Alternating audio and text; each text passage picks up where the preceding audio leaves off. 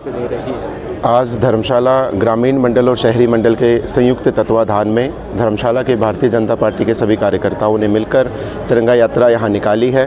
और तिरंगा यात्रा निकालने से पहले हमने प्रणाम किया है बाबा भीमराव अंबेडकर जी के श्री चरणों में कि ये जो प्रदेश की लोकतंत्र हत्यारी सरकार है, जो हमारे चुने हुए विधायकों के ऊपर झूठी FIR कर रही है, उनके अनाप शनाप उनके ऊपर बयानबाजी कर रही है, इन्हें थोड़ी सी सद्बुद्धि दें।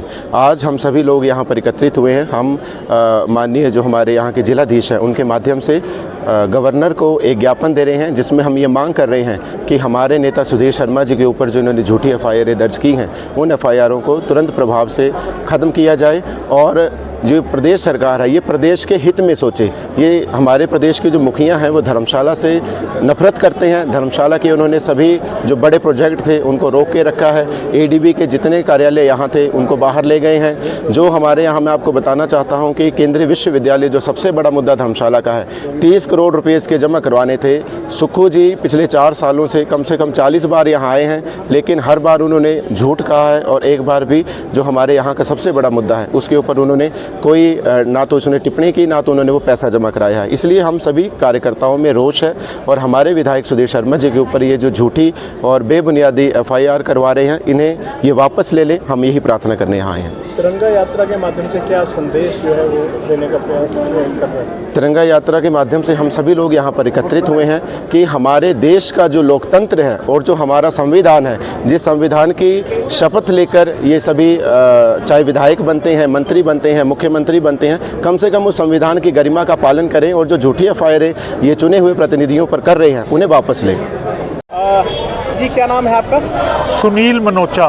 मनोज जी, आज तिरंगा यात्रा का आयोजन किया जा रहा है, क्या मायने रखता है आप लोगों के लिए? ये राष्ट्रीय एकता का, राष्ट्र के प्रति सम्मान, तिरंगा के प्रति सम्मान, सामान्य समाज की तरफ से भारतीय जनता पार्टी के सहयोग से ये तिरंगा यात्रा आज धर्मशाला में निकाली जा रही है। ये तिरंगा केवल एक कपड़े का टुकड़ा नहीं है, ये राष्ट्र की धरोहर है। राष्ट्र को इसके प्रति सम्मान पूर्वक रहते हुए इसके प्रति अपना सम्मान प्रकट करते रहना चाहिए। तो युवाओं के लिए क्या मायने रखता है जो स्वतंत्रता सेनानी रहे हैं, और युवाओं के बीच ये मैसेज जाए कि अपने देश के प्रति उनके लिए क्या मायने रखता है? स्वतंत्रता सेनानियों ने, जिन्होंने राष्ट्र के लिए, हिंदुस्तान की आज़ादी के लिए अपने प्राणों की आहुति दी, बलिदान हुए, तब ये हमें आज़ादी प्राप्त हुई है।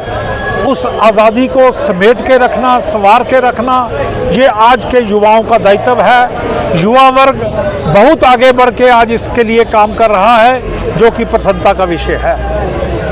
जी, आज भाजपा की ओर से तिरंगा यात्रा और एक विरोध प्रदर्शन भी किया गया है, क्या कहना चाहेंगे? नमस्कार जी, आज भाजपा धर्मशाला के कार्यकर्ताओं ने तिरंगा यात्रा निकाली है। ये यात्रा एकता, अखंडता और राष्ट्रीयता का प्रतीक है।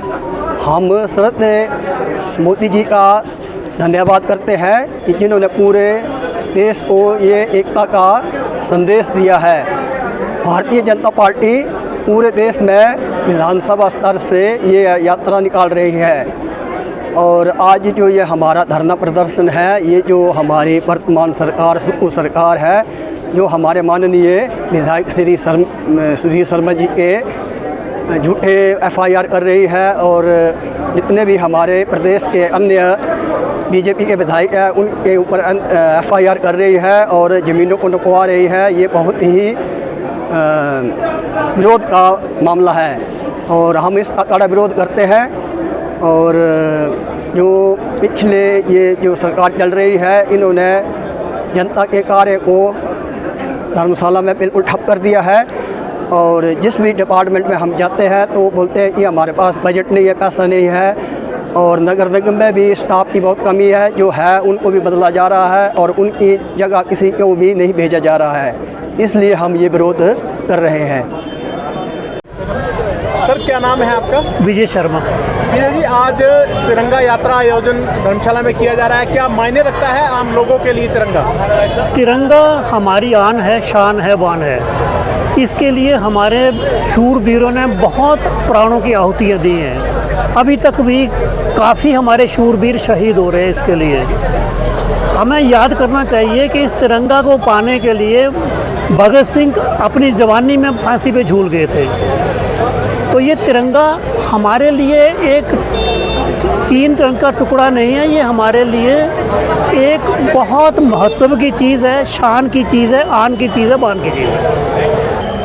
कोई समय था जब तिरंगा को घर में फहराने के लिए परमिशन की ज़रूरत होती थी।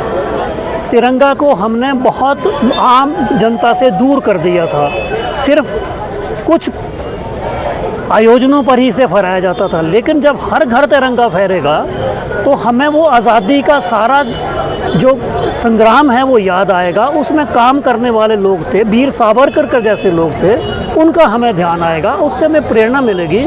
इसलिए हमारी जो युवा पीढ़ी है वो उस प्रेरणा को लेकर के भारतवर्ष को शिखर तक पहुंचाने के लिए काम करेगी।